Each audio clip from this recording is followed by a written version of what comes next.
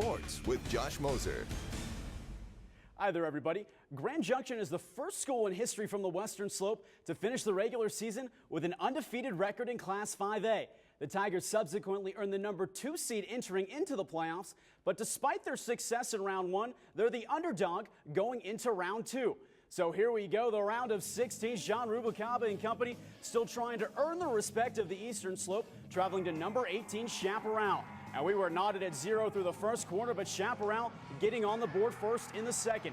Quarterback Max Kuntz linking up with Mitchell Parsons for the 27-yard scoring strike. Wolverines take a 7-0 lead, but GJ would answer right back with a pass play of their own. Rubalcaba with a beautiful ball to Chandon Rose, 35 yards on the score, and what do you know, we're all tied at 7. And then the Tigers start to roll. We've seen it all season long. Rubalcaba doing it with his feet. Nobody's going to catch him. 57 yards. Tigers on top 14-7 after the PAT.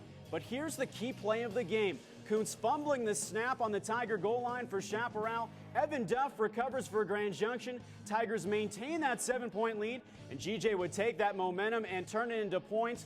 21-7 at the half. Then Dennis breaking it open in the fourth, 26 yards of the pay dirt.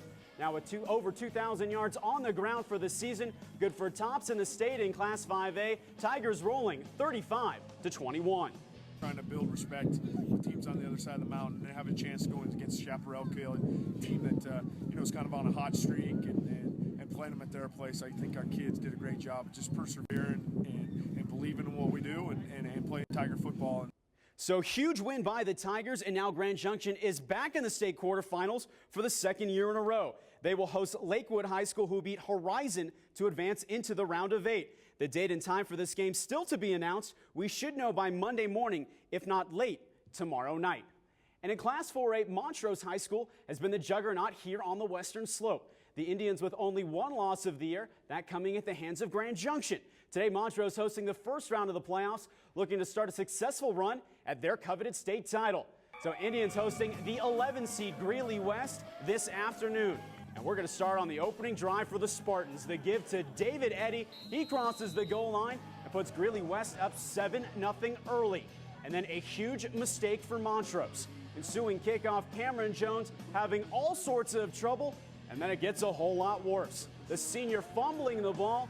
Greeley would scoop it up and take it to the house. That made it 14-0 Spartans in the first. And in the second, more from West. Trey Howard untouched through the second level. This will have reservations for 6. Greeley rolling 38-7, the final. And on to Class 3A, Rifle taking on 13-seeded Roosevelt. Bears looking to stay undefeated on the year. And we're going to start on the first. Rifle driving the give to Brandon Kittle. He gets the edge and does the rest from there. The Bears go on top 7-0. And then it's Kittle's running mate in the Rifle backfield. Ryan Moeller breaking free all the way to the end zone. Bears now up 14-0 still in the second. And their defense would continue to hold the tough Rough Riders. A little tip drill here. We'll see Alex Copeland make the interception. Rifle hanging on 14-7. And continuing in Class 3A, Palisade also getting the win. They beat 7th-seeded Evergreen 35-27 on the road this afternoon. John Arledge and the Bulldogs will host Kennedy High School in the round of 8. Again, the date and time still to be announced. And on to Olathe, the reigning 2A state champs. A good look here at head coach Ryan Korn. Pick it up in the second half.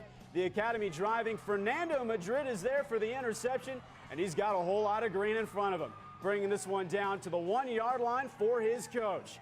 And then here's the punch-in, the give to the senior Willie Corey. Watch him fight his way over the goal line. That made it 36-7 Olathe. Pirates in championship form. And then how about some defense? One more time, this time Taylor Carlson climbing the ladder. Unbelievable individual effort. Olathe would take that momentum and turn it into points. Quarterback Ben Kaler keeping this one himself. The final move here to get to the pay dirt. Olathe rolling 43-13. I think we really worked well as a team. The line did great. All the receivers, everybody did great, did their job, and did what they needed to do.